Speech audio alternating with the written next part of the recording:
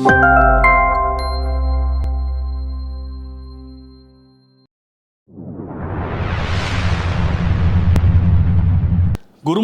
த chunks fixture அப்படின்ட்டு caravan இதழில் வந்த புத்தகத்தை சுஜாதா சிவஞானம்ங்கிறவங்க எழுதியிருந்தாங்க.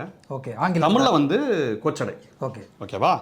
இந்த புத்தகம் எதெல்லாம் பற்றி பேசுது அப்படின்னு பார்த்தோன்னா, இது பயங்கரமான புத்தகமாக இருந்துச்சு. நிறைய உழைப்பை கூறக்கூடியதாக இருந்துச்சு படிக்கிறதுக்கு. அப்போ எழுதுறதுக்கு அதில் மெயினாக வந்து பார்த்திங்கன்னா, அந்த முன்னுரையிலேயே குளத்தூர் மணியோட ஒரு கட்டுரை இருக்குது, அணுந்துரை கட்டுரை. அதே மாதிரி ஏஎஸ் பன்னீர்செல்வங்கிற மூத்த பத்திரிகையாளரோட கட்டுரை இருக்குது.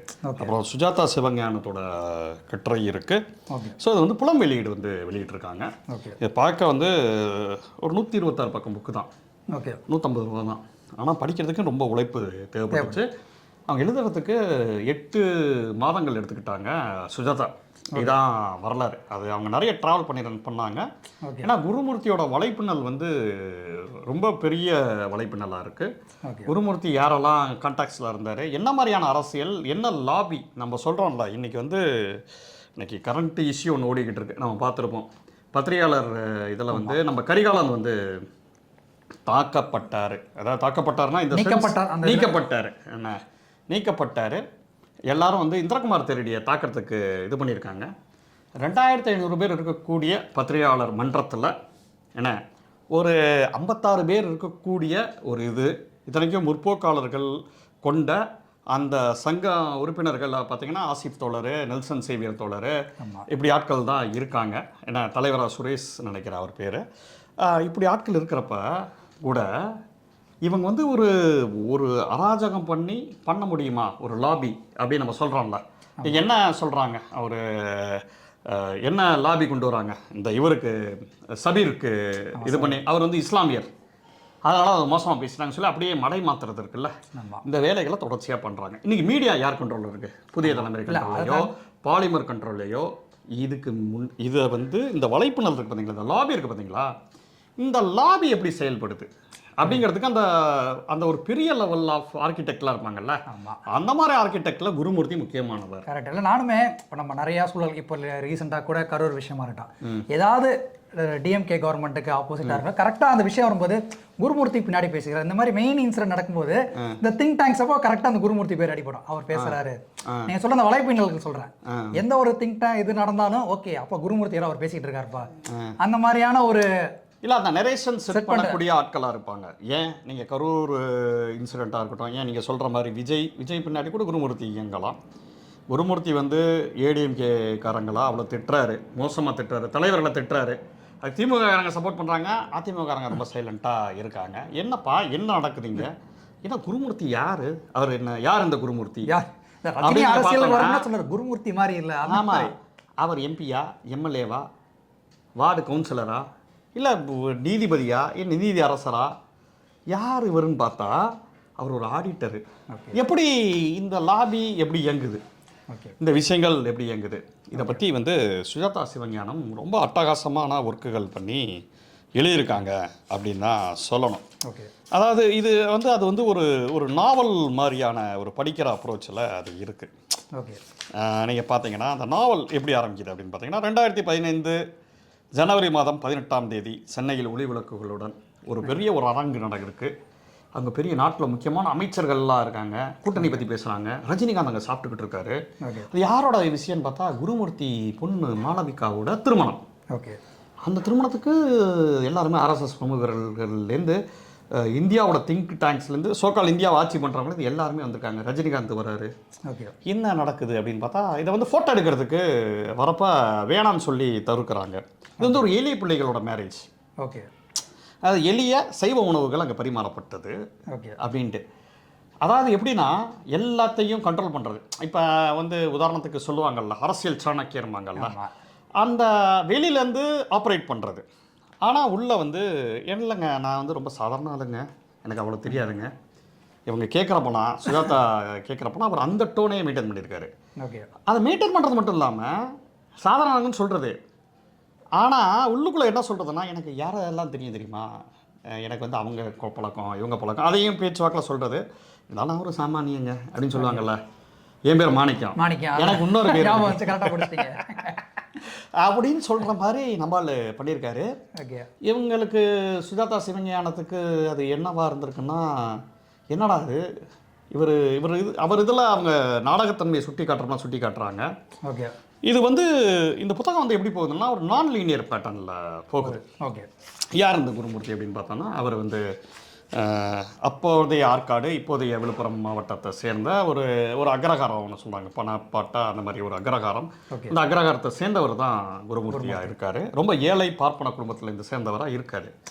அவங்க அம்மா வந்து அப்பளம் இது பண்ணுறாங்க.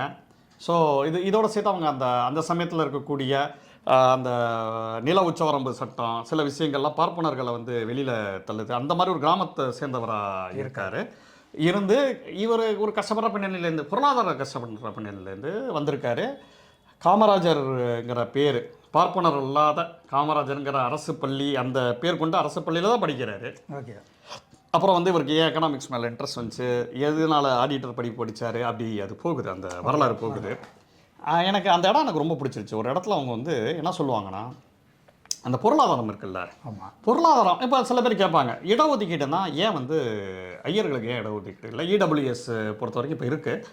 ஆனால் இடஒதுக்கீடுனாலே இவங்க பிசி, எம்பிசி, சோகால்டு ஓபிசின்னு சொல்லக்கூடிய வகையில் இருக்கிறவங்களும் தலித்துகளும் தானே இது பண்ணுறாங்க, இடஒதுக்கீடு இல்லை அப்படின்ட்டு கேட்குறாங்கல்ல.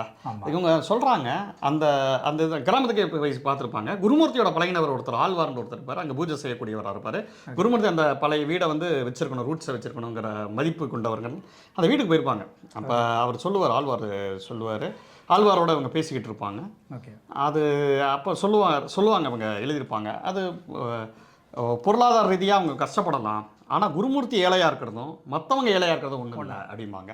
யோசிச்சுப்பாங்க, இங்கே ஒரு கோவிலில் அர்ச்சகராக இருக்கிறவங்க இருப்பாங்க. அர்ச்சகராக இருக்கிறப்ப அங்கே இன்ஃபோசிஸ் நாராயணமூர்த்தி அந்த கோவிலுக்கு வர இருப்பார்.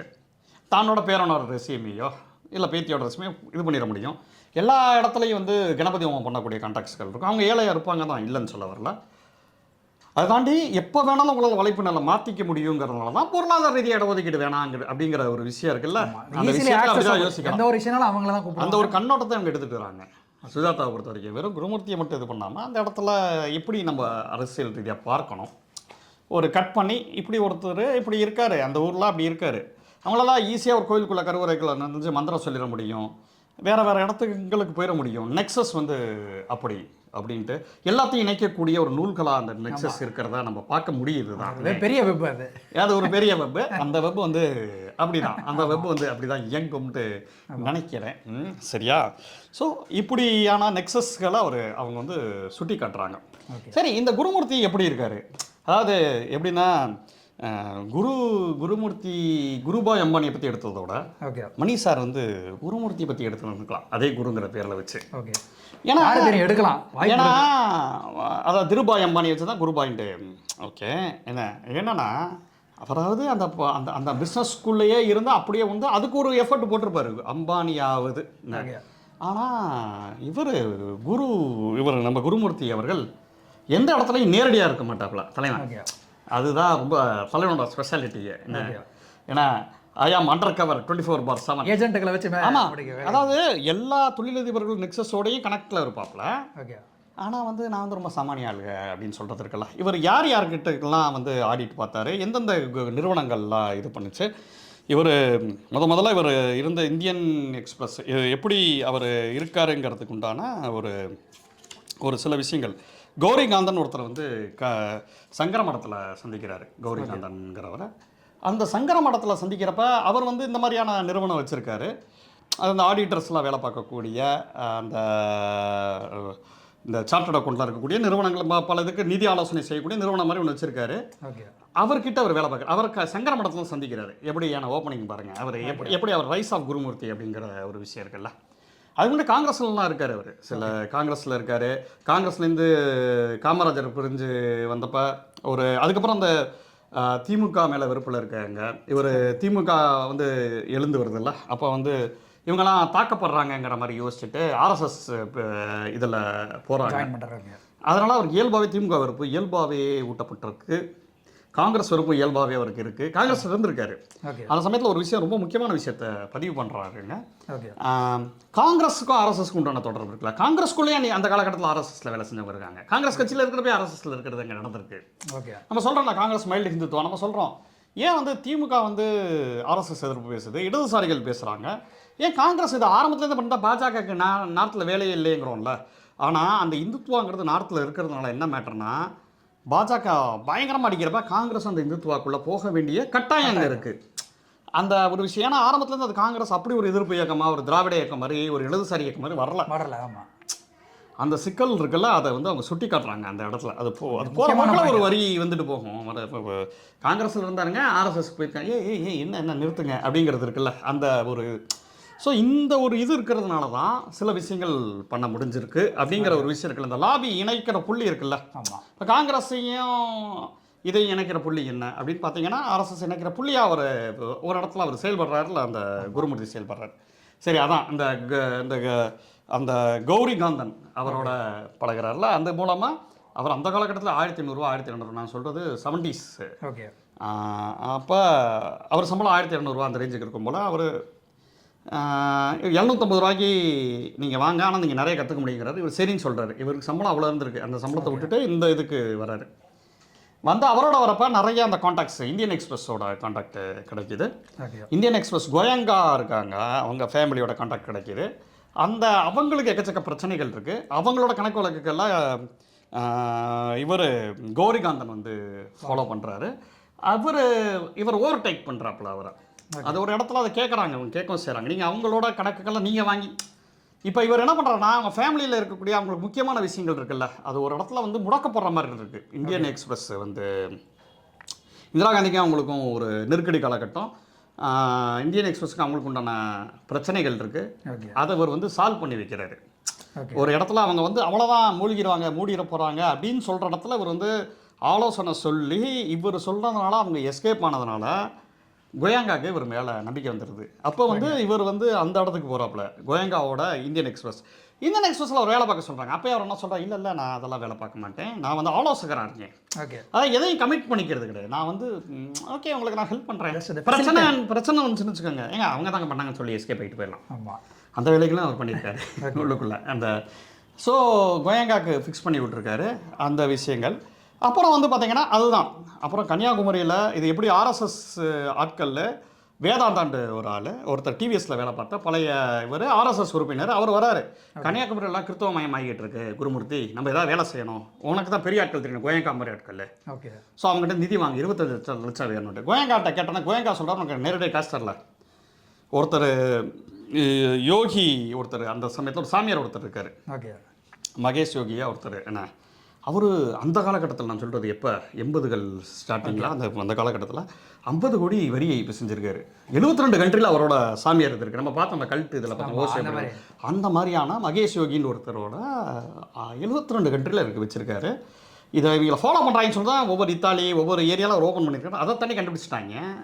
இதை எப்படி சமாளிக்க, அதுவும் எப்படின்னா அதில் அவங்களோட இதில் ஒரு பைலா இருக்குது. அந்த என்ன இருந்தாலும் அவங்க ஒரு ஆன்மீக நிறுவனம்னா கூட அவங்களுக்கு இன்கம்லாம் வரப்போ அதுக்கு ஒரு லாலாம் வச்சு நம்ம சட்டத்துக்கு உட்பட்டு பெரிய ஒரு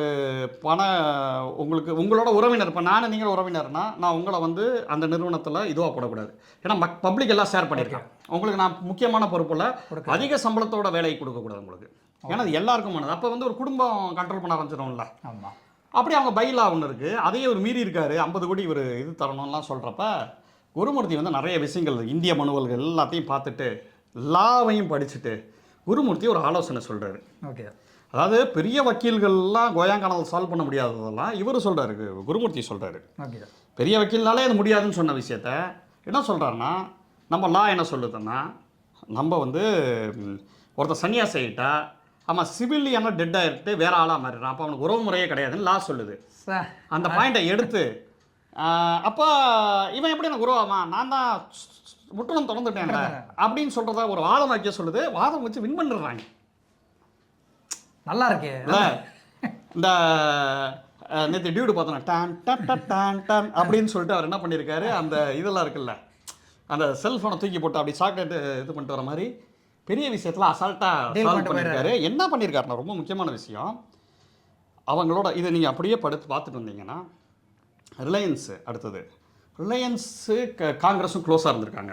ஓகே, இன்றைக்கி ரிலையன்ஸு யாரும் க்ளோஸாக இருக்காங்க, அம்பானியும் க்ளோஸாக இருக்காங்க. இது எப்படி சாத்தியப்பட்டதுன்னா குருமூர்த்தி அம்பலப்படுத்துறேன்னு சொல்லி அவங்கள போட்டு பயங்கரமாக எழுதுறாரு. இதில் எப்படின்னா இந்தியன் எக்ஸ்பிரஸ் இருக்குல்ல, இந்தியன் எக்ஸ்பிரஸுக்கும் இந்திரா காந்திக்கும் ஆகாது, காங்கிரஸுக்கே ஆகாதுன்னு வச்சுக்கோங்களாமே. ஸோ காங்கிரஸுக்கும் அம்பானிக்கும் ஒரு தொடர்பு இருக்குல்ல. இந்தியன் எக்ஸ்பிரஸ் யாரோட தொடர்பு இருந்துச்சுன்னா அந்த பாலிஸ்டர் துறை, இந்த ட்ரெஸ்ஸிங்ஸ்லாம் பாம்பே டையிங்கு, ஓகே, நூல்வாடியாவா அவருக்கு க்ளோஸாக இருக்குது. ஓகே, இப்போ குருமூர்த்தி என்ன பண்ணுறாரு, அந்த சமயத்தில் ஆப்போசிட் ஆளை வச்சு அதை பற்றின டீட்டெயில்ஸ்லாம் எடுக்கிறாரு. ஓகே, புலனாய்வு அமைப்பு, அமெரிக்க புலனாய்வு அமைப்பு ஃபாரக்ஸ் வச்சு டீட்டெயில்ஸ் எடுக்கிறாரு. ஓகே, அகில உலக லெவலில் கான்டாக்ட்ஸை விரிவுபடுத்தி ரிலையன்ஸ் வந்து எப்படி வந்து மோசமாக, அதாவது ரிலையன்ஸ் வந்து கடன் வாங்குமா, எப்படி வாங்கும்னா நிறைய ஒரு 10 சின்ன பேங்குகளை வச்சு கடன் வாங்குமா. அந்த பேங்குகளுக்கெல்லாம் ஷூரிட்டி போட்டது ரிலையன்ஸ் தான். ஓகே, அது ஃபுல்லாக போலி நிறுவனங்களாக இருக்கும். ரிலையன்ஸ் தான் பின்னாடி இருந்து எங்கேயும் எல்லாத்தையும் மார்க்கெட்டை கண்ட்ரோல் பண்ணுற மாதிரி இருக்கிறது எல்லாத்தையும் ஓகே, அமலப்படுத்துறாரு. ரிலையன்ஸ் என்ன பண்ணுது, ஏன் பண்ணுது, தனியார் மையத்துக்கு ஏற்றாப்புல இது பார்க்குறதுக்கு ஒரு இது மாதிரி இருக்கும். ஆனால் இவருக்கூட டார்கெட் என்னன்னா ரிலையன்ஸை போட்டு அடின்னு அடிக்கிறது. ஓகே, ஓகேவா. அப்புறம் வந்து அந்த ஒரு இடம் ரிலையன்ஸ் அம்பலப்படுத்துகிற இடம். இன்றைக்கி ஏன் ரிலையன்ஸ் அடிக்க மாட்டேங்கிறாரு, அதே குருமூர்த்தி 80கள்லேயே அவ்வளோ செஞ்சவர். அப்புறம் பார்த்தீங்கன்னா ராஜீவ்காந்தி ஆட்சியை கலைக்கிறதுக்கு உண்டான விஷயங்களை பண்ணுறது. அந்த சமயத்தில் குடியரசுத் தலைவராக இருந்த ஜெயில் சிங், அதுக்கு முன்னாடி இந்திரா காந்திகிட்ட உள்துறை அமைச்சராக இருந்திருக்காரு அவர். ஸோ ஜெயில் சிங் வந்து குடியரசுத் தலைவராக இருக்கார். தலைவராக இருக்கிறப்ப குடியரசுத் தலைவர் என்ன சொல்கிறது ராஜீவ்காந்தி கேட்குறது இல்லை. ஸோ இதை தூண்டுறது இருக்குல்ல, இதெல்லாம் தெரிஞ்சு வச்சுக்கிட்டு அங்கே போய் பார்த்துட்டு நீங்கள் சொன்னீங்க எனக்கு ஒரு லெட்டர் அவருக்கு ஃப்ரேம் பண்ணி கொடுக்குறேன்னு சொல்கிறது. நீங்கள் அவங்கள தூண்டி விடுறது, ராஜீவ்காந்திக்கு ஒரு இது பண்ணுங்கள், ஒரு லெட்டர் போடுங்க, அதை நம்ம பார்லிமெண்ட்டுக்கு ஏற்ற மாதிரி அரசியல் சட்டத்துக்கு ஏற்ற மாதிரி ராஜீவ்காந்தி நடத்துறதுன்னு சொல்லி இந்தியன் எக்ஸ்பிரஸ் நியூஸாக போடுவோம்னு சொல்லி அவங்கள கிளப்புறது. ஓகே, அதுக்கு என்ன மேட்டர்னா அந்த லெட்டரை போட்டுட்டு இப்போ சொல்கிறேன், அந்த லெட்டரை வந்து பார்த்தது இந்தியன் எக்ஸ்பிரஸ் வேற ஒரு ஆளோ போல. ஓகே, ஆனால் குருமூர்த்தி வந்து தனக்கு கிரெடிட் எடுத்துக்கிறது ஃபஸ்ட்டு. அந்த லெட்டர் நான் தானே பார்த்தேன், நான் தான் போட்டேன் அப்படிங்கிறது. அப்புறம் இவங்க லைட்டாக நோண்டி கேட்டவுடனே இல்லை அது இந்தியன் எக்ஸ்பிரஸில் இருக்கிறவரை ஒரு மேற்பார்வை பார்த்தாரு, ஆனால் அந்த லெட்டருக்கு எனக்கு சம்மந்தம் இல்லை, ஆனால் அந்த கண்டென்ட்லாம் என்னோட அந்த மாதிரி விட்டுறது, பின் வாங்குறது. இந்த இடத்துல நிறைய இடத்துல முரண்பாடு இருக்குது. கேள்வி கேட்குறப்ப அவங்க முரண்பாட்டு அவர் பேசுகிறது குருமூர்த்தி. அன்றைக்கி நடந்த விஷயம் வேறையாக இருக்கும். அந்த லெட்டர் நான் தான் ரெடி பண்ணி கொடுத்தேன்னு இவர் சொன்னார்னு வச்சுக்கோங்க. உடனே சுஜாதா சிவன் இல்லைங்க அந்த பத்திரிகையில் வேறு மாதிரி போட்டிருந்தாங்களே, அந்த அப்போ இந்தியன் எக்ஸ்பிரஸில் இருந்தார், நீங்கள் சும்மா பார்த்தீங்க, ஆனால் அது ஜெயில் சிங்கே எழுதினது தான் சொல்லிட்டு அந்த வரலாறுகளை அப்படி தானே பதிவு பண்ணியிருக்காங்கன்னு கேட்டால், ஓகே, இல்லை அது நான் தான் எழுதியிருக்கணும்னு இல்லை, அது முதல்வருக்கும் குடியரசுத் தலைவருக்கும் உண்டான விஷயம், அது நான் தான் எழுதியிருக்கணும்னு இல்லை, பட் ஆனால் அப்படி ஒரு விஷயம் நடந்துச்சுல. ஆனால் என்ன மேட்டர்னா இந்தியன் எக்ஸ்பிரஸ் வந்து இவங்க 2 பேருக்கு உண்டான முரணை அடுத்த நாள் நியூஸ் பேப்பரில் போட்டுச்சு. ஓகே, அப்போ இவங்க ஹேண்ட்ஸ் இருக்குது. ஆனால் இவருக்கு என்னென்னா அதை தான் செஞ்சோங்கிறதா இதுவாக செஞ்சோங்கிறதா பஞ்சாயத்து. பட் இருந்தாலும் தான் அதில் ஒன்று இருக்குது. அப்போ மாற்றி பேசுகிறது இருக்குல்ல, நீங்கள் ஒரு கொஞ்சம் உள்ளே போய் கேட்டிங்கன்னா மாற்றி பேசுகிறது, அவரோட அந்த ஒரு மோசமான ஒரு அணுகுமுறை வந்து குருமூர்த்திகிட்ட இருக்கிறத பார்க்க முடியுது. இந்த ரிலையன்ஸு, இந்த ஜெயில் சிங் விஷயமா இருக்கட்டும், அப்புறம் வந்து விபி சிங் இருக்கார்ல, விபி சிங் நிதியமைச்சராக இருந்திருக்காரு இதுக்கிட்ட காங்கிரஸ் ஆட்சியில். அப்புறம் அவங்க ஆட்சி வருது, அதாவது காங்கிரஸ்லேருந்து கசப்புல இருப்பாங்க தெரியுமா, அந்த group plus Lalu Prasad Yadav, Mulayam Singh Yadav. So அப்போ ஒரு பெரிய கூட்டணி வந்துச்சு உங்களுக்கு. இவர் கலைஞர் கூட இருந்தார்னு நினைக்கிறேன். அந்த இதில் மண்டல் கமிஷனில் கொண்டு வருவார், விபி சிங் கொண்டு வருவார். பாஜக இருந்துச்சு அந்த கூட்டணியில், நிபந்தனையோட. பாஜக வந்து ஓட்டு அரசியல் மட்டும் தான். விபி சிங் கொஞ்சம் முற்போக்கானவர், கொஞ்சம் தள்ளி தான் வச்சுருக்காரு, பாஜக தள்ளி வச்சுருக்காரு. இந்த பக்கம் வந்து உங்களுக்கு இடதுசாரிகளும் அப்போ வெளியில் இருந்த ஆதரவு, இடதுசாரிகளும் பாஜகவும் வெளியில் இருந்த ஆதரவு, இப்படி ஒரு இது இருக்குது. இது அப்புறம் ஃபோர்ஸ் பண்ணுறது இருக்குல்ல, விபி சிங்கை ஃபோர்ஸ் பண்ணி விபி சிங்கை குழப்பி விடுற வேலையை பார்த்துருக்காப்புல. ஓகே, நேரில் போயிட்டு சொல்கிறது, நீங்கள் நாளைக்கு நீங்கள் வந்து இதை பண்ணலைன்னா, இந்த இதுக்கு ஒத்துக்கலைன்னா நாளைக்கு நீங்கள் உங்கள் எலெக்ஷனோட இதுவாயிரும், உங்களோட அரசியல் காலி ஆயிரும். ஓகே, நீங்கள் அதை லீட் பண்ணி தான் ஆகணும். நீங்கள் மட்டும் லீட் பண்ணால் உங்களுக்கு 2 நாள் டைமு, இல்லைன்னா இந்தியாவை கைவிட்டால் விபி சிங் நான் எழுதிடுவேன் நாங்கள் இந்தியன் எக்ஸ்பிரஸ்லன்னு சொல்லியிருக்காரு. கூட வந்த அருண் ஜேட்லியா, அருண் ஷோரி அவர் சொல்லியிருப்பார், ஏங்க அவர்கிட்ட போய் இப்படி சண்டை போட்டீங்க, காரியத்தை கெடுத்துட்டீங்க. இல்லைங்க அவர் முடிவெடுக்க முடியாமல் இருக்காங்க, நம்ம முடிவெடுக்க தள்ளணும். எப்படி நரேஷன் செட் பண்ணுறது பாருங்க, முடிவெடுக்க தள்ளணும். இந்த வேலைகளை, இந்த நரித்தனங்களை பார்ப்பது. ஓகே, இது இந்த மாதிரி ஒரு பல விஷயங்களில் வந்து அவர் ஹேண்ட்ஸ் ஆன் வந்து இருந்துக்கிட்டே இருக்குது. இப்போ நீங்கள் பார்த்தீங்கன்னா இவரோட இது என்னென்னா என்னவா அவர் பண்ணியிருக்காருன்னா இவரோட பொருளாதார கொள்கைகள்லாம் பட்டு சுமாராக இருந்திருக்கு. ஓகே. இவர் ஒரு ஆடிட்டர், கணக்கு வழக்கெல்லாம் பார்ப்பாரு, அதுக்காக பொருளியல் நிபுணர் ஆயிடுவாரா அப்படின்னா இல்லை. அதுக்கு உண்டான எக்கச்சக்கமான ஆதாரங்கள் எடுத்து போடுறாங்க. ஓகே. இவங்க வந்து அந்த ஒரு இது இருக்கும், ஒரு ஒரு பொருளாதார இது இருக்கும், ஜக்ரத் மஞ்ச் அப்படின்ட்டு. ஓகே. சாரி, ஜக்ரான் மஞ்ச். இந்த ஜக்ரான் மஞ்ச் வந்து என்ன பண்ணுன்னா, இந்த ஜக்ரான் மஞ்ச் வந்து ஆர்எஸ்எஸோட பொருளாதார கொள்கைகளை இது பண்ணக்கூடியது. ஓகே. அந்தந்த சாதிக்காரன் அந்தந்த வேலையை பார்க்கணும்னு சொல்லி சீமான் சொல்கிறாருல, வர்ணாசிரமத்தை. விஜய் என்ன சொல்கிறாரு, ஏங்க நீங்கள் என்னங்க நீட்டு தான் படிக்கணுமா, வேறு படிப்புகள் இருக்குதானே அப்படிங்கிறதுல. அப்படிங்கிறப்ப அப்பா வேலையை செய்யணும்னா விஜய் பையன் வந்து டைரக்டர் ஆயிடுவார். அவங்க தாத்தா வேலை டைரக்டரு. புரியுதா உங்களுக்கு? இங்கே சாதி ரீதியாக இழிய தொழிலில் பார்க்கப்படக்கூடிய வேலைகள் பார்க்குறவன் வந்து படிக்கக்கூடாது. அவர் படத்தை கொண்டாந்து வைக்கமால, அப்போ நீ செய்ய அப்படிமான்ல. அந்த மாதிரி இது வந்து வர்ணாசிரமம் வந்து அந்த கொள்கைகளில் இருக்கக்கூடியதை அந்த இப்போ கூட நிதியெலாம் ஒதுக்கினாங்கல்ல, அந்த விஸ்வகர்மா திட்டம் அப்படிங்கிற திட்டம் வந்து ஜக்ரன் மஞ்சோட கையோடது. அந்த இதில் வந்து குருமூர்த்தி இருக்கார். இங்கே என்ன மேட்டர் நடக்குதுன்னா, இங்கே ஒரு சுவாரஸ்யமான ஒரு விஷயம் வந்து பார்க்கணும். ஜக்ரான் மஞ்ச் வந்து தனியார் மயத்தை ஆதரிக்கலை, சிபிஎம் ஆதரிக்கல. இல்லை, ஆமாம், ரெண்டு ஒரே மாதிரி இருக்கா, ஐயா ஒரே மாதிரி இருக்குது. இந்த டவுட் நமக்கு எப்போயுமே வரும்.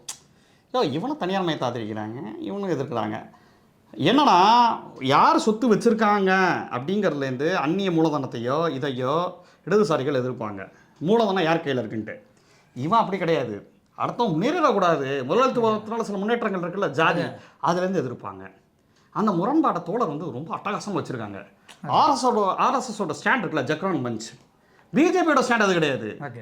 பிஜேபி ஒரு முதலாளித்துவ, அது உலகமயமாக்கலுக்கு கீழே வரணும்னா எஃப்டிஏ இருக்குல்ல, ஃபாரின் டைரக்ட் இன்வெஸ்ட்மெண்ட், இன்சூரன்ஸில் தனியார் மயமாக்குறது இதெல்லாம் பண்ணுறாப்புல, வாஜ்பாய் பண்ணுறாப்புல. இது ஜக்ரான் மஞ்சுக்கு எதிராக இருக்குது.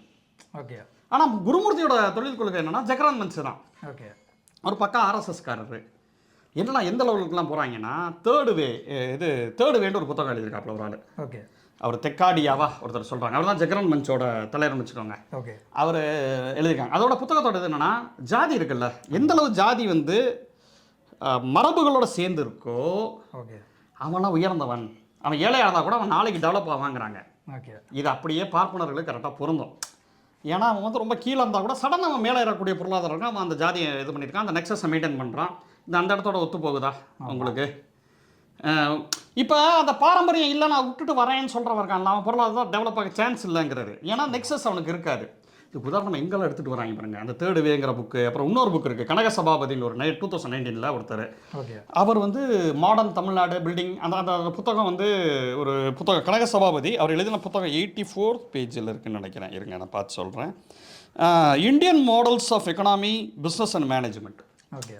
இவங்கெல்லாம் என்ன சொல்ல வராங்க கருத்து, தேர்டு வேங்கிற புத்தகம், அவன் ஜாதியை மெயின்டைன் பண்ணிட்டா அந்த உலகம் நல்லாயிருக்கும் அப்படிங்கிறது தான் இவங்களோட இது. அதுக்கு ரீசன் சொல்கிறாங்க பாருங்க, நீங்கள் மிரண்டுருவீங்க.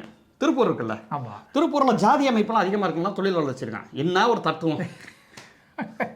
சரி, அப்புறம் ஏன் அம்பாசமுத்திரத்தில் அப்படி இல்லை, ஏன் மயிலாப்பூரில் அப்படி இல்லை, நம்ம கேட்க வேண்டியதாக இருக்கா இல்லையா? திருப்பூரில் கன்னடத்தை எழுதியிருப்பாங்க. திருப்பூரில் வெறும் கவுண்டர்கள் எல்லாம் சேர்ந்து இருந்து அவங்க என்ன சொல்கிறாங்கன்னா, வட்டி தொழில் மாதிரியான விஷயங்களை பண்ணணும். கரூரில் 2 பேங்க் இருக்கிறதுக்கு காரணமும், திருப்பூர் வளர்ந்துருக்கிறதும், சிவகாசியில் நாடார்கள் அவங்களுக்குள்ள அந்த வெடி பொருட்களை இது பண்ணுறதுக்கு காரணம் வந்து ஜாதிய ரீதியான பொருளாதாரம். இப்போ நானும் நீங்கள் ஒரே ஜாதிக்காரனாக இருக்கோன்னு வச்சுக்கோங்க, நான் உங்களுக்கு கம்மியான வட்டிக்கு தருவேன், பேசிக்கலாம், நமக்குள்ளே பேசிக்கலாம். அந்த மாதிரி அப்போ தானே அது நாடு வளரும். என்ன ஒரு தத்துவம், என்ன ஒரு மேதை. அப்போ இவங்க இந்த மாதிரி இருக்கிறப்ப அந்நிய மூலதனம்ங்கிறது இருக்குல்ல, அதை எப்படி வரவேற்கிறதுங்கிறது இருக்குல்ல. இந்த ஜக்ரான் மஞ்ச் வந்து ஒரு லெவலுக்கு மேலே செயல்பட முடியல. ஏன்னா இப்போ ஏன் அது இருக்கான்னு தெரியல, அதை நான் இன்னும் பார்க்கணும் என்னன்ட்டு. அந்த அமைப்பு செயல்பட முடியல. ஏன் செயல்பட முடியலன்னா, நீங்கள் கொண்டு வந்த பிஜேபியை அந்நிய மூலதனத்தை உள்ளே கொண்டு வருது எல்லா இதுலையும். சரி, ஓகே, அப்போ அதெல்லாம் பரவாயில்ல அப்படின்னு ஏற்றுக்கிற மாதிரி கொண்டு வந்துடுறாங்க குருமூர்த்தியவே. குருமூர்த்தியே அவங்களுக்குலாம் ஆடிட் பண்ணுறேன். ஏங்க இந்த சைடும் பேசிட்டு நீ ஜக்ரான் மஞ்சை பேசு, ரைட்டு, அப்போ நீ அதே இல்லை ஸ்டாண்டில் நிற்கணும். இந்த பக்கம் நான் வந்து விஜய் மல்லையாக்கும் கணக்கு பார்ப்பேன், அவங்களுக்கும் கணக்கு பார்ப்பேன், இவங்களும் எனக்கு ஃப்ரெண்டு தான், அவங்களும் எனக்கு ஃப்ரெண்டு தான் அப்படின்னு சொல்கிறது இருக்குல்ல, அதான் புரோக்கரு. சொல்கிறீங்கல்ல, எனக்கு தெரிஞ்சு அந்த அந்த காலகட்டத்தில் அவர் ஒரு சவுக்கு சங்கராகவோ இல்லை சினிமாவில் வந்து நம்ம தலைவன் பிஸ்மி இருப்பாப்ல அந்த மாதிரியே இருந்திருக்க வாய்ப்புகள் வந்து அதிகமாக இருக்கும். இல்லை இவங்களோட ரூட் அவன் நான் என்ன அவங்களோட கம்பேர் பண்ணுறேன் அந்த வடிவில் சொல்லுவான்ல, நான் ஏட்டையா ஒரு அதிகாரி எப்படி டீல் பண்ண தெரியல, இதை அவர் பார்த்துறேன்னு சொல்லியிருக்கேன். என்னையா அவங்களோட கம்பேர் நான் அதுக்கெல்லாம் மேலையா எப்படி இந்த புரோக்கர் வேலையை பார்க்கணுங்கிறதுக்கு உண்டான ஒரு ஆர்கிடெக்சர் போட்டு கொடுத்தவன். ஆமாம், எப்படியும் உருட்டுறது அப்படி உருட்டுறது இருக்குல்ல, எல்லா சைட்லையும் ஒரு மாதிரி மாதிரி அந்த அந்த அந்த லாபி வந்து அவருக்கு பக்காவாக வருது. எனக்கு தெரிஞ்ச ஃபுட்பாலில் இருந்தால் ரொனால்டினோ தாண்டி போயிருப்பாருன்னு நினைக்கிறேன் தலைவர். இந்த பக்கம் அந்த பக்கம் அப்படி பார்த்தா அவங்களும் இப்படி தானே போகிறாங்க. ரொனால்டினோ பார்த்துருக்கீங்களா, செர்ரி பேபி அந்த சாங்கில் அந்த அந்த ஷார்ட்ஸ் பார்ப்பேன். அவர் ரொனால்டினோ அப்படி இப்படி டான்ஸ் ஆடி அப்படி எடுத்துகிட்டு போவார். அந்த ட்ரிபிளிங் ஸ்கில்ஸ், அந்த ட்ரிபிளிங் ஸ்கில்ஸ் தான் லாபி. புரியுதா இல்லையா? இல்லைன்னா இவ்வளோ தூரம் வர முடியுமா? ஏன் என்ன ஒரு இதுவுமே இல்லை. எப்படி ஹவ் இஸ் இட் பாசிபிள்? ஏன்னா அந்த கௌரி காந்தன் இருக்கார்ல, அவருக்கு கீழே வர்றாரு. அவர் நீ ஓவர்டேக் பண்ணுறீங்கிறப்ப இல்லை நான் ஓவர்டேக் பண்ணல, அவர் தான் குரு அப்படிங்கிறாரு அவர். அது உண்மைதான். சட்டத்தையும் கணக்கு வழக்கையும் சேர்த்து பார்க்கக்கூடிய ஒரு விஷயம். அப்போ அவங்க எல்லாரோட பிரச்சனையும் உங்களுக்கு தெரியும் இல்லையா? இது எப்படி சட்ட ரீதியாக நீங்கள் இப்போ ஃபிக்ஸ் பண்ண முடியுங்கிற சொல்ல முடியும் இல்லையா? அப்படியே நீங்கள் அவங்களோட ஃபேமிலிக்குள்ளே போயிட்டு ஃபேமிலியில் சில பஞ்சாயத்துகள் வச்சு அந்த ஃபேமிலி பஞ்சாயத்தை சால்வ் பண்ணுறது மூலமாக அவங்க ஃபேமிலி நெருக்கமாக முடியும் இல்லையா? இதுதான் நம்ம தலைவனோட பொருளாதார கொள்கை. ஸ்ட்ரெயிட்டாக முதலாளியை பாரு, முதலாளியோட பிடிச்சிக்கோ, உலக பொருளாதாரம் முன்னேறதாலே ஓம் பொருளாதாரம் முன்னேறும். ஆனால் அவர் என்ன சொல்கிறாருன்னா, காசுக்காக ஆசைப்பட மாட்டேன், நான் எவ்வளோ நல்லவன் தெரியுமா, இந்த சுயத்தம்பட்டங்கள் அதே அவங்க சுட்டி காட்டுறாங்க. இவ்வளோ இது பண்ணிவிட்டு இது பண்ணால் இல்லை விஜய் மல்லையாவோட கெமிக்கல் கம்பெனிக்கு தான் பண்ணுறேனே தவிர அவரோட அந்த சரக்கு பிஸ்னஸ்க்கெலாம் நான் வந்து கணக்கு பார்க்கல. அது என் கொள்கையில் இல்லை. ஆனாலும் எத்திக்ஸ் இருக்கணும்ல, ப்ரொஃபஷனல் எத்திக்ஸ். அன்எத்திக்ஸ்குள்ளே எத்திக்ஸ் இருக்கு இல்லையா? அன்எத்திக்ஸ்குள்ளே எத்திக்ஸ் இருக்கு இல்லையா? அன்எத்திக்கல் திங்க ஒரு எத்திக்கல் தானே.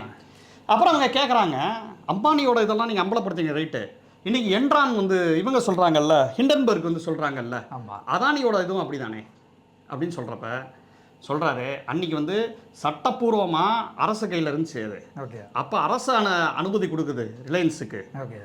அப்போ நான் கேள்வி கேட்டேன், இன்னைக்கு தான் எல்லாத்தையும் திறந்து விட்டாச்சுல்ல, இதுக்கப்புறம் அப்போ எப்படி இங்கே எப்படி நீங்கள் அரசை குறை சொல்ல முடியும் பிஜேபியை? எப்படிங்காலே ட்ரம்ப் தான் சொல்ல முடியும். அப்போ புரியுதா உங்களுக்கு? கரெக்டு தானே என்ன? அப்போ என்னன்னா, ஓகே சட்டப்படி தவறுங்கிறத சட்டப்படி சரியாக்கிட்டா அது ஊழல் இல்லை. எங்கால லாஜிக் ஹவ் இட் இப்போ இப்படி இருக்கா? இப்போ ஒரு வந்து அந்த என்ட்ரான் கம்பெனி வந்து இதுக்கு வராங்க, மகாராஷ்டிராவுக்கு வராங்க, மீன் உற்பத்தி பண்ணுறப்ப இவங்க வந்து தனியார் கம்பெனி, அது ஓகே தான் நான் ஒத்துக்கிறேன், தனியார் கம்பெனி கொடுக்குறப்ப அவங்க அதிக காசு கொடுக்க வேண்டியிருக்கும், நிறையா விஷயங்கள். அதனால தான் நம்ம கரண்ட் பில்லாம் ஏறுது. இந்த மாதிரி விஷயத்த ஜக்ரான் மன்சோ இது பண்ணுது, குருமூர்த்தி முன்வைக்கிறாரு. ஆனால் குருமூர்த்தி என்ன சொல்கிறாருன்னா, இதனால் ஃபுல்லாக இதுவே மகாராஷ்டிராவோட இதுவே மின்துறையை அடி வாங்குங்கிறாரு. ஆனால் அது இயங்கிக்கிட்டு தான் இருக்குது. அப்புறம் இவங்க கேட்குறாங்க, நீங்கள் அடி வாங்குன்னு சொன்னீங்க, அடி வாங்கலையே, அது இயங்கிக்கிட்டு இருக்குல்ல அப்படின்னு சொல்கிறப்ப நம்மளும் தனியார் மையத்தை எதிர்க்கிறோம், அதை ஆதரிக்கலை. ஆனால் இவர் சொல்கிற மாதிரி அழிஞ்சு போயிடும்னு சொல்கிறாங்கல்ல, அப்படி அழியலையே எப்படின்னு கேட்குறாங்க. அதுக்கு சொல்கிறாரு, இப்போ எனக்கு தான் வெற்றி வடிவல், இப்போ நான் தானே வின்னு அப்படின்னு பார்ப்பல ஒரு படத்தில். அதே மாதிரி ஒன்று சொல்கிறாரு, நீ மிரண்டுறீங்க அந்த தத்துவத்தெல்லாம் கேட்டிங்கன்னா, பொதுமக்களுக்கு ஒரு விழுப்புடைய சொல்கிறோம்ல, அவ்வளோ ஈஸியாக நீ திருடிட முடியாது, நாங்கள் கேள்வி கேட்போம், நாங்கள் வைக்கிறோம்ல, அந்த லெவலில் விழுப்புடைய வச்சதில்ல. என்னோட கரெக்ட் இதுதான், விழுந்தாலும் வீசிக்கலாம், மான்னு ஓட்டல இல்லை, டேய் சிங்கம் இல்லை அப்படின்னு சொல்லுவாங்கல்ல, அப்படி ஒரு விஷயத்த சொன்னார் பாருங்க. ஆஹா, இதளவோ வரிகள் சொல்லிட்டு ஒன்று போடுவாங்கல்ல, எப்படிப்பட்ட வரிகள் அப்படிங்கிற மாதிரியான ஒரு விஷயங்கள் இருந்துச்சு. அதே மாதிரி இப்படி தான் அந்த அந்த இது இப்போ வந்து பண மதிப்பிழப்பு. பண மதிப்பிழப்புக்கு எப்படிலாம் உருட்டலாம், மோடிக்கு எழுதி கொடுக்குறத நம்மள தான். பண மதிப்பிழப்பு வந்து அது இருந்துச்சுன்னா இந்திய பொருளாதாரம் வந்துடும், பயங்கரமாயிரும்லாம் சொல்லியிருக்காங்க. இதுக்கு என்ன பண்ணியிருக்காங்கன்னா அவங்க ஜெயரந்தன்ட்ட இந்த பக்கம் கவுண்டரா எப்படி கேட்டிருக்காங்க. அவங்க கேட்டப்ப என்ன சொல்கிறாங்க, ஜெயரந்தன் என்ன சொல்கிறான்னா, இது வந்து புரிதல் இல்லாமல் இருக்கிறது, கையில் இருக்கக்கூடிய லிக்விட் கேஷு இந்த மாதிரி விஷயங்கள் இதில் வந்து 500-1000 உழைக்கிறதுனாலலாம் கருப்பணம் ஒழியாது. ஏற்றுமதி இருக்குல்ல, ஏற்றுமதி வந்து இப்போ வந்து அது அந்த பொருள் வந்து பொருளோட விலையை குறைச்சிருவாங்கண்ணா. நம்ம இறக்கும் இது 1000 ரூபானா அது 600 ரூபாய்க்கு தான் அந்த பொருள் வாங்கினோம்னு சொல்லிடுவாங்க. அப்போ அந்த 600 ரூபாய்க்கு தான் வரி கட்டுவாங்க, மீதி 400 ரூபாய்க்கு வரி கட்டல இல்லை. புரியுது. அந்த இடத்துல தான் உங்களுக்கு இதுவாகுது. அதை ஏதாவது ஃபிக்ஸ் பண்ணுங்கன்னா பண்ணலாம். அப்புறம் எப்படியா கருப்பு பணம் இது பண்ணி பண்ணுதுன்னு கேட்டால் அதுக்கெல்லாம் அவர்கிட்ட தெளிவான பதில் கிடையாது. நிறையா விஷயங்கள் தோற்று போன விஷயங்களாக இருக்குல்ல. சில விஷயங்கள்லாம் பிஜேபி சொல்லியிருக்கோம், இந்த திட்டத்தை கொண்டு வந்தால் இத்தனை பேருக்கு வேலை வாய்ப்பு கிடைக்கும், அத்தனை பேருக்கு வேலை வாய்ப்பு கிடைச்சிருக்காது. ஓகே, இவரோட எல்லை எப்படி இருக்குன்னா, இவரை காப்பாற்றிக்கிறது, பெரிய முதலாளிகளை காப்பாற்றிக்கிறது, சில ஆலோசனைகள் சொல்கிற இடத்துல குருமூர்த்தி வெற்றி பெற்றிருக்காரு தனி நபரா. ஆனால் பொருளாதார கொள்கைன்னு சொல்லி போடுறப்ப இவர் தோத்துருக்காரு. எப்படின்னா இவருக்கே குழப்பம் இருக்கு. இவர் தான் நிதி ஆலோசகர், நிறைய விஷயங்கள் ஆலோசனைலாம் கொடுக்குறாரு, அந்த குரூப்போட இருக்காரு. ஓகே, ஆனால் உங்க மோடிஜி வந்து தனியார் மையத்தை ஆதரிக்கிறாரு. நீங்க ஜக்ரான் மஞ்சு குரூப் எப்பறம் அது செட் ஆகுங்கிறது, டே எப்படா அப்படிங்கிறது அந்த மாதிரி ஒரு இதில் பார்த்திபன் பேசுவார், டே ஏன்டா இதெல்லாம் யாரும் உங்களுக்கு பேச சொல்லி கொடுத்தாங்க பேசுவாப்ல. அந்த டெம்ப்ளேட் மாதிரி அப்படி உருட்டல்கள் இருக்குல்ல, அதை தாண்டி மீசையில மண் ஊட்டல அப்படிங்கிற ஒரு விஷயம் இருக்குல்ல.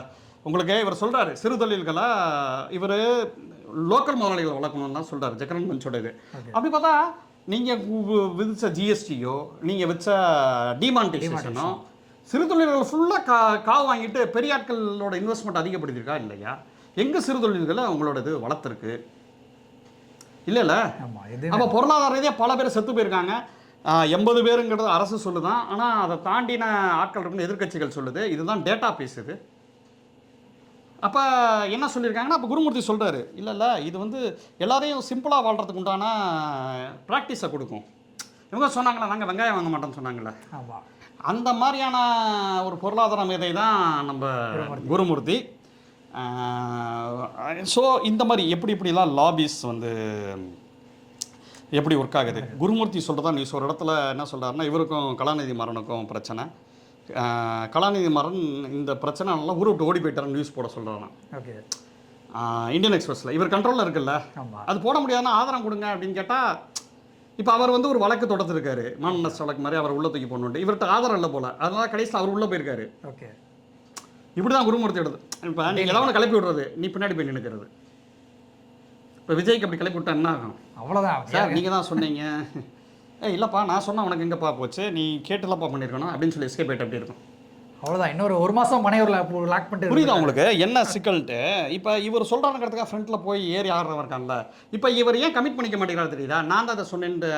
இப்போ நிறைய விஷயங்களை கேட்குறப்ப இல்லைல்ல அதை நான் பண்ணலை, எனக்கு அவ்வளோ இது கிடையாது, நான் வந்து ரொம்ப சாதாரண ஆள், நான் சில ஆலோசனைகள் செய்வேன், அது பிரச்சனை வராத மாதிரி மாட்டிக்கிற மாதிரி ஒரு லாபி இருக்குல்ல, தான் மாட்டிக்காத மாதிரி அடுத்தவங்க அப்படியே. ஆமாம், அதே நேரத்தில் நான் காசுக்கு ஆசைப்படுறாள், அதனால தான் அவங்க என்னை நம்பினாங்க. நீங்கள் காசுக்கு ஆசைப்படாமல் இருக்கலாம், ஆனால் உங்களுக்கு அதிகாரம் இருக்குல்ல. அது ஒரு 10 நாளில் உள்ள போயிருக்காப்புல, அந்த ஃபாரினுக்கு ஏதோ ஒரு சில விஷயங்களை இது பண்ணிட்டார், லீக் பண்ணிட்டாரு. கடைசியில் அது இவர் இல்லைன்னு ப்ரூவ் ஆகிடுச்சு. அப்புறம் வந்து இவருக்கு வந்து பாரத ரத்னா அவார்டெல்லாம் அப்படிலாம் பேசிகிட்டு இருந்திருக்காங்க.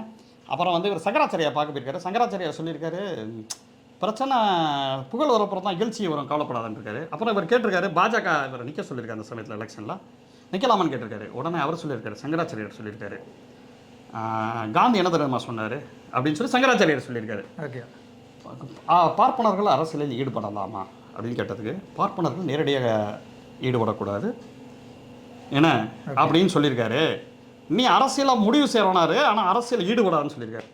ஒருவேளை இதனால தான் நிர்மலா சீதாராமன்லாம் எலெக்ஷனில் நிற்கிறது இல்லையோ, அது ஒரு வர்ணாசிரம பதவி தான். ஜெய்சங்கரோ நீங்கள் எதுலையும் போட்டி தான் போட தேவையில்லை, டேரக்டாக நீங்கள் தான் ஃபஸ்ட் பிளேஸ். போட்டி போடுறதுக்கு எங்கள் அக்கா தமிழிசை போட்டி போடும், வானதி ஸ்ரீனிவாசன் அக்கா போட்டி போடும், அண்ணாமலை போட்டி போடுவாப்புல, அவர் ஏன்னா எல்முருகன் போட்டி போடுவாப்புல, அசிங்க போடுவாங்க, எல்லோரும் ட்ரால் பண்ணுவாங்க. ஆனால் நாங்கள் மேலே இருந்துக்கிட்டே நாங்கள் சொல்கிறோம்ல, அந்த அரசியல் தான் குருமூர்த்தியோட அரசியல், அந்த அரசியல் தான் நிர்மலா சீதாராமனோட அரசியல்.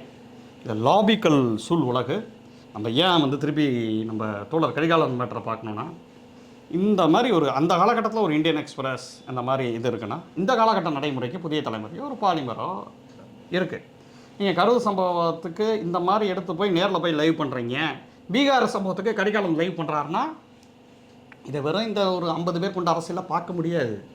இதுக்கு முன்னாடி என்னென்ன லாபிலாம் இருக்கலாம், ஆமாம் என்னென்ன இருக்கலாம் அப்படிங்கிற ஒரு விஷயம் இருக்குல்ல.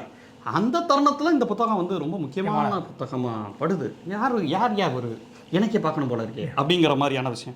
இதனைக்கு அவர் பெரிய கோடீஸ்வரரும் இருக்கிற மாதிரி இல்லை. இவர் மேரேஜுக்கு 1975 நம்ம மேரேஜ் நடந்ததுக்கு அப்போ இருக்கக்கூடிய RSS தலைவர் வந்திருக்காரு. இவர் பொண்ணு மேரேஜுக்கு இருக்கக்கூடிய பெரிய ஆட்கள்லாம் வந்திருக்காரு. ரஜினிகாந்த் உட்பட வந்திருக்காரு. ரஜினிகாந்த் தான் போதுமே. விவேக் வந்து கொஞ்சம் அறிவாளி மாதிரி ரஜினிகாந்த் தோணுச்சுன்னா, விவேக் நீங்கள் பிராமினா அப்படின்னு கேட்கக்கூடிய ஆள் தான் நம்ம ரஜினி இருந்திருக்காரு. ரஜினியோட அரசியல் அறிவு அப்படி தான் இருந்திருக்கு. நடந்தாலும் தலைவன் தான். ஏன்னா அப்போ அமிதாப் பச்சன் இவர் டீலிங் எப்படி இருக்குன்னா, அம்பானி அமிதாப் பச்சன் அந்த லெவல் ஆஃப் டீலிங் தான். இன்டர்நேஷ்னல் லெவலில் இருக்கக்கூடிய ஆட்கள் எப்படி சோனியா காந்தி அட்டாக் பண்ணலாம், எப்படி ராகுல் காந்தி அட்டாக் பண்ணலாம், அந்த சில விஷயங்கள் லிங்கை பிடிச்சோன்னா யாரை ஃபாலோ பண்ணுறது.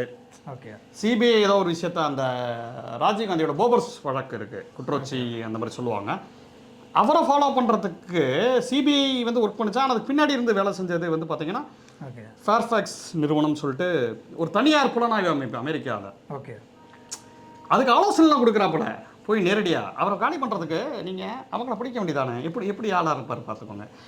ரைட்டு தான். இந்த சென்ஸ் நீங்கள் வந்து ஒரு புலனாய்வு பண்ணி சில ஊழல்களை கண்டுபிடிக்கணுங்கிறதுக்காக சில புலனாய்வு அமைப்புகளை உலகம் ஃபுல்லாக இது பண்ணக்கூடிய பத்திரிகையாளர் அசஞ்சையெல்லாம் சொல்லுவாங்கல்ல, ஆமாம், அப்படி கூட நீங்கள் இருக்கலாம். ஆனால் யாரோ ஒரு ஆளுக்கு மட்டும் இருந்துக்கிட்டு மற்ற ஆளுக்கு நீங்கள் பண்ணீங்கன்னா நீங்கள் ஒரு புரோக்கர் தான். ஆமாம். சவுக்கையுமே நம்ம ஏன் புரோக்கர் சொல்லிங்க, எல்லாத்தையும் நடுநிலையில் இருந்துட்டா யாரும் புரோக்கர்னு சொல்ல மாட்டாங்க. சில பேரோட புலனாய்வு மட்டும் சில பேரை எடுத்து போட்டு உங்களுக்கு சாதகமாக இருக்கிற ஆளுக்கு எதிரிங்கிறதுக்காக எடுத்து போடுறது இருக்குல்ல, அந்த இடத்துல தான் ஓஹோ அப்படின்னு பார்க்க வேண்டியது இருக்கு. புரியுதா? வேற ஏதாவது கேள்வி கேட்கணுமா? வேற இல்லைங்க, கரெக்டாக புரிஞ்சிச்சு எல்லாமே. என்ன எல்லாத்தையும் சொல்றேன்னு தெரியல, படிச்சு ஒரு அனுபவத்தை இது பண்ணிக்குவாங்க. புலம் பதிப்பகம் இந்த மாதிரி புத்தகங்கள்லாம் எக்கச்சக்கமாக போகணும். சுஜாதா சிவஞானம் ஒரு பெண் எழுத்தாளர் வரதே பெரிய விஷயம். பெண் பத்திரிகையாளர் ட்ராவல் பண்ணி எழுதுறாங்க. நிறைய போராட்டங்கள்லாம் கூட தொடர பார்த்துருக்கேன். அரசியல் நிகழ்வுகளை பார்த்துருக்கேன். ஒரு கேரவன் மாதிரி இதல்ல இவங்களுக்கு. இந்த கேரவனில் இருக்கக்கூடிய வேலையே அப்படி தான் கிடச்சது. நீங்கள் குருமூர்த்தி பற்றி கட்டுறது முடியும்னு கேட்டிருக்காங்க. ஓகேன்றாங்க, ஓகே ஒரு அப்பாயிண்ட் இருக்காங்க. ஏன்னா அது அவ்வளோ ஈஸியானது கிடையாது. அத்தனை வலைப்பினம் தோன்றப்ப அவனுக்கு தெரியல அவங்கள பற்றி ஒரு அம்மா விசாரிச்சுட்டு வருதுன்னு கேட்பாங்களா மாட்டாங்களா? கண்டிப்பாக. அந்த சமயத்தில் உங்களுக்கு ஆக்சிடென்ட் வேறு ஆயிருக்கு. பலர் ஏமா ஏதாவது இருக்க போதுமா பார்த்துமாலாம் சொல்லியிருக்காங்க. நான் அப்பெல்லாம் சந்தேகப்பட விரும்பல, அது எதாச்சியாக நடந்ததுதான் சொல்லி இவங்க வேலையை தொடர்ந்துருக்காங்க ஒரு 8 மாதம். ஓகே. நிறைய பேர் சொல்கிறதுக்கு பயந்துருக்காங்க. அவங்க சொல்கிறாங்க அது பயமாக அவர் மேலே இருக்கக்கூடிய மரியாதையான்னு தெரியல என்ன அப்படின்னு சொல்லியிருக்காங்க. ரொம்ப ரொம்ப முக்கியமான ஒரு லாபின்னு சொல்கிறாங்கல்ல, ஏன் பார்ப்பனியத்தை எதிர்க்கணும், அது வெறும் சாதி விஷயமா இல்லை, அதில் முக்கியமான விஷயம். அந்த ஒரு குளத்தூர்மணி தோழர்லாம் ஆரம்பத்தில் எழுதியிருப்பார், அப்புறம் இன்னொருத்தர் எழுதியிருப்பார் நினைக்கிறேன், அந்த இன்னொரு பத்திரிகையாளர் எழுதியிருப்பார் நினைக்கிறேன், ஏஎஸ் பன்னீர்செல்வம் எழுதியிருப்பார் நினைக்கிறேன். பெரியார் சொல்லுவாங்க பார்ப்பனிய பனியா லாபின்ட்டு. பார்ப்பனியம்னா பார்ப்பனிய, பனியானா அந்த அந்த கம்யூனிட்டி இருக்காங்கல்ல, பனியா கம்யூனிட்டி தான் இன்றைக்கி வந்து பெரும்பாலும் ஒரு பிஸ்னஸ் கிளாஸில் இருக்கக்கூடிய அம்பானி அதானி எல்லாமே அந்த கம்யூனிட்டியை சேர்ந்தவங்க தான் நினைக்கிறேன். கோயங்கா கூட அப்படி இருக்கலாம்.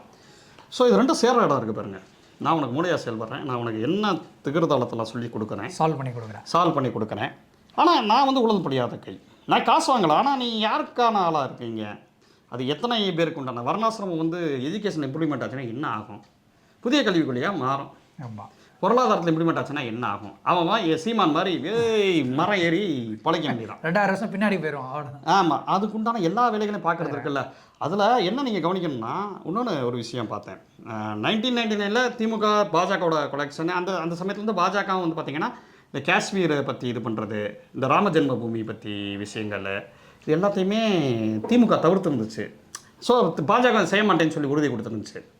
இப்போ என்னன்னா பொருளாதாரத்தில் வந்து தாராளமயத்தை கொண்டு வராங்க, அதற்கு கீழே வந்து அடிப்படைவாதத்தையும் கொண்டு வராங்க. இப்போ நீங்கள் காஷ்மீர் சிறப்பு சட்டம் காலி பண்ணிட்டாங்க, உங்களுக்கு புரியுதா உங்களுக்கு என்னன்ட்டு, நீட்டு மாதிரி விஷயங்கள், புதிய கல்விக் கொள்கை, ராமர் கோயில் கட்டிட்டாங்க, அதையும் சால்வ் பண்ணுறாங்கல்ல. ஒரு பக்கம் இதுக்கு சாமரம் வீசுது, தனியார் மையத்துக்கு சாமரம் வீசுது. காங்கிரஸ் தனியார் மையத்துக்கு சாமரம் வீசிருக்கு தான். ஆனால் இந்த பக்கம் இந்துத்துவாக்கும் சாமரம் வீசக்கூடிய ரெண்டுத்தையும் பேலன்ஸ் பண்ணக்கூடிய இது இருக்குல்ல.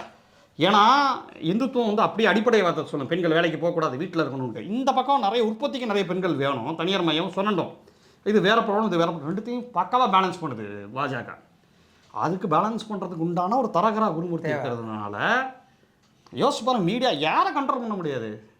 இல்லை ராஜீவ்காந்தி எங்கால் எப்படி ஆள், ராஜீவ்காந்தி தூக்குறதுக்கு ஒரு வேலைகள் பார்க்கக்கூடிய ஆள்னா எப்படியே நம்ம கரிகாலம் தொடரலாம் பாவம், நம்மள மாதிரி ஆள் இல்லை அந்த லாபியில். நான் சொல்கிறேன் அந்த எப்படி விரிஞ்சிருக்குன்னு சொல்ல வரேன். இது வெறும் ஒரு பத்திரிகையாளர் மன்ற பிரச்சனை அப்படி பார்க்க முடியாது இல்லை. எல்லா சேனலில் வெளில அனுப்பிச்சாங்கல்ல, செந்தில்வேல் தோழர் வெளில அனுப்பிச்சாங்க, நெல்சன் சேவியர் வெளில அனுப்பிச்சாங்க, வரிசையாக போவாங்க வாங்க, ஹசீஃபை வெளில அனுப்பிச்சாங்க, மகிழனை வெளில அனுப்பிச்சாங்க.